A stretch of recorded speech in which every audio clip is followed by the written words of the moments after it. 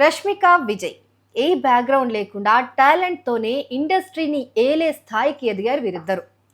ఇంచుమించు ఇద్దరు ఒకేసారి కెరీర్ స్టార్ట్ చేశారు. ఒకేలా కష్టపడ్డారు. ఒకరినొకరు ఇష్టపడ్డారు. పెళ్లి బంధంతో ఒక్కటయ్యారు. ఆ పెళ్లి కూడా ఆషామాషిగా ఏం జరగలేదు. దేశమంతా చర్చించుకునేంత ఘనంగా చేసుకున్నారు. పెళ్లికే కోట్లు ఖర్చు పెడుతున్నారంటే వాళ్ళ వెనక ఎన్ని ఆస్తులు, ఏ రేంజ్లో ఉంటాయో తెలుసుకోవాలని అభిమానులకు కాస్త కుతూహలంగా ఉండటం సహజమే కదా. అందుకే వారి ఆస్తి వివరాలు, బిజినెస్ వ్యవహారాలు ఈ వీడియోలో చూసేద్దాం రండి.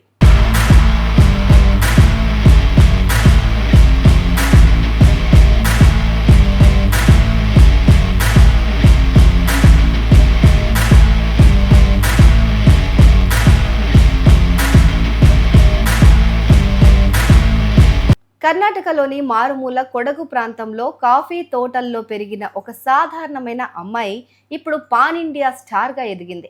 తన క్యూట్ క్యూట్ ఎక్స్ప్రెషన్స్తో కోట్ల మంది అభిమానులను సంపాదించుకున్న ఈ నేషనల్ క్రష్ రష్మిక మందాన ఉదయపూర్లో విజయ్ దేవరకొండను పెళ్లాడింది.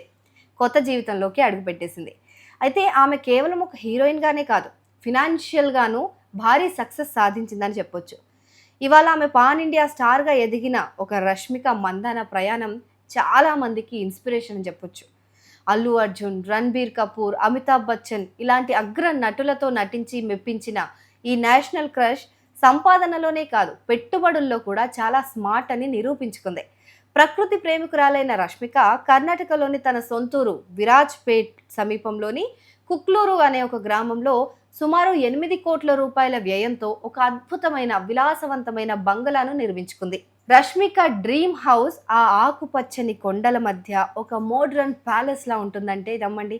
బయట నుంచి చూస్తే ఎత్తైన చెట్లు, దట్టమైన మొక్కల మధ్య ఈ ఇల్లు దాగి ఉంటుంది. ప్రైవసీ కోసం పెద్ద కాంక్రీట్ గోడలు, చారల కంచెను ఏర్పాటు చేసుకుంది.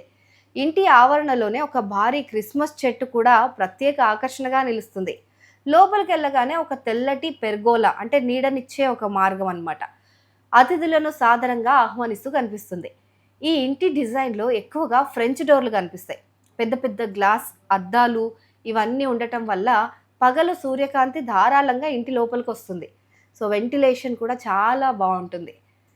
ఇక ఇంటి లోపలి భాగాన్ని రష్మిక తన అభిరుచికి తగ్గట్టుగానే చాలా క్లాసీగా తీర్చిదిద్దుకుంది. డైనింగ్ ఏరియాలో ఓక్ వుడ్తో చేసిన ఫర్నిచర్, లావెండర్ రంగు గోడలు ఒక రిలాక్సింగ్ ఫీల్ను ఇస్తాయి. లివింగ్ రూమ్లో తెరలకు బదులుగా వుడెన్ బ్లైండ్స్ వాడుకున్నారు. ఇక సీలింగ్కు ఉన్న ఫ్లవర్ షేప్ షాండ్లియర్స్ కూడా ఇంటికి రాయల్ లుక్ని ఇచ్చేసాయి. మేకప్ రూమ్ విషయానికి వస్తే అక్కడ నేల నుంచి పైకప్పు వరకు ఉండే భారీ అద్దం ఒకటి ఉంటుంది.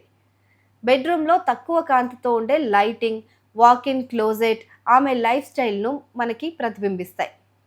ఇక ఇంటి ముందున్న విశాలమైన వరండాలో ఒక ఊయల ఉంటుంది. దాని పక్కనే చెట్టుకు వేలాడే ఒక చిన్నటి తెల్లటి పక్షుల గూడు ఉంటుంది. ఇవన్నీ చూస్తుంటే రష్మికకు ప్రకృతి పైన ఎంత ఇష్టమో అర్థమవుతుంది. కేవలం ఈ కూర్గ్ బంగ్లా మాత్రమే కాదు, రష్మికకు హైదరాబాద్లో, బెంగళూరు, ముంబై, గోవా వంటి నగరాల్లో కూడా సొంతిల్లు ఉన్నాయట. కొన్ని నివేదికల ప్రకారం ఆమె ఒక్కో సినిమాకు సుమారు 5 కోట్ల వరకు రెమ్యూనరేషన్ తీసుకుంటుంది.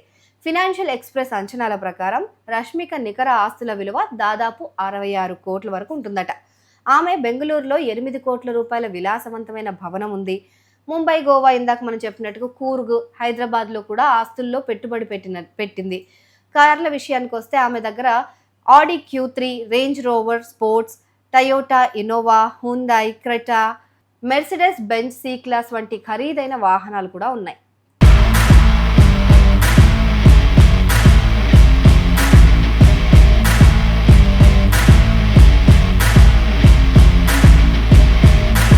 ఇక విజయ్ దేవరకొండ విషయానికి వస్తే అర్జున్ రెడ్డి సినిమాతో ఆయనకు దేశవ్యాప్తంగా విపరీతమైన క్రేజ్ వచ్చేసింది.